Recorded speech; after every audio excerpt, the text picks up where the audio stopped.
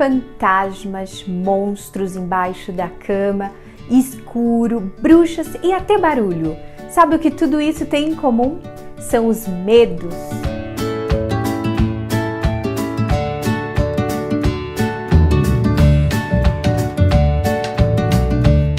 E o medo, ele é um sentimento que todo mundo tem.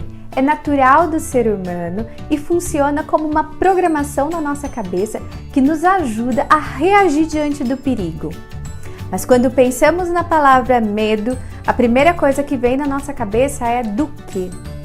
E de fato, o medo requer um alvo e quase sempre esse alvo tem a ver com as nossas primeiras experiências com aquilo que a gente não conhece. Por exemplo, um bebê, quando nasce, ele é muito protegido. E à medida que ele vai ganhando autonomia, ganhando independência e descobrindo novas sensações, ele pode ter medo, por exemplo, do barulho. Enquanto uma criança de 3 anos que já ganhou várias experiências pode ter medo de monstros. Mas não adianta a gente menosprezar, desmerecer, fazer piadinha com os sentimentos de medo da criança. Isso não ajuda em nada e, pelo contrário, só piora a sensação que ela tem do medo. Também não é legal fazer esse tipo de coisa porque é dessa forma que a criança percebe como o mundo funciona. Se ela perceber que existe hostilidade e que as pessoas riem do sentimento delas, mais introspectiva essa criança pode vir a ser.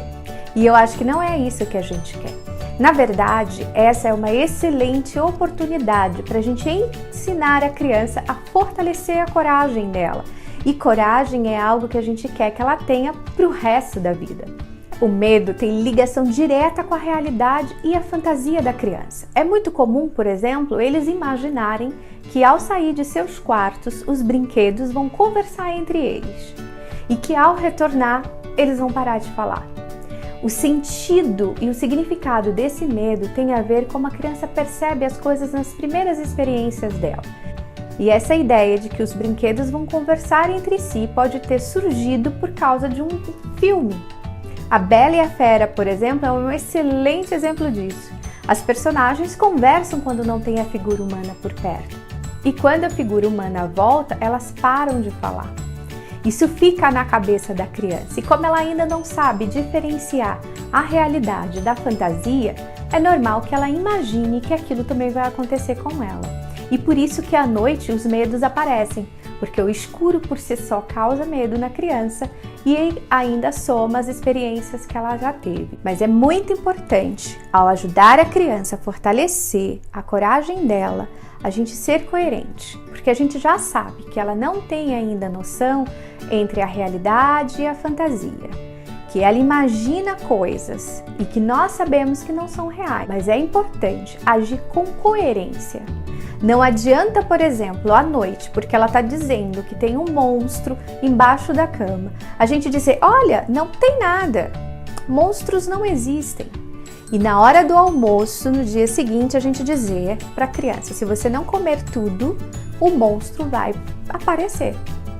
Não tem coerência e não é harmônico, né? E a gente precisa ser coerente, trazer harmonia para a criança, né? Onde as coisas se combinam.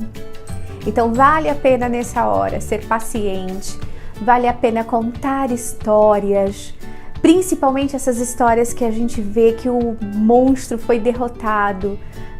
Vale a pena, por exemplo, assistir com a criança Monstros S.A., porque eles conseguiram transformar os gritos de horror em sorrisos, né, para gerar energia para a cidade. Eles perceberam através do vínculo, da coerência, do amor que a Bu tinha por eles, de que era possível ter energia através do riso e não do grito de horror. Então esse filme é muito bacana, vale a pena assistir. No próximo vídeo nós vamos falar sobre os tipos de medo que assola a infância e como agir em determinadas situações. Compartilhe esse vídeo com os seus amigos, deixe um comentário para mim e se inscreva no meu canal. Obrigada por estar aqui.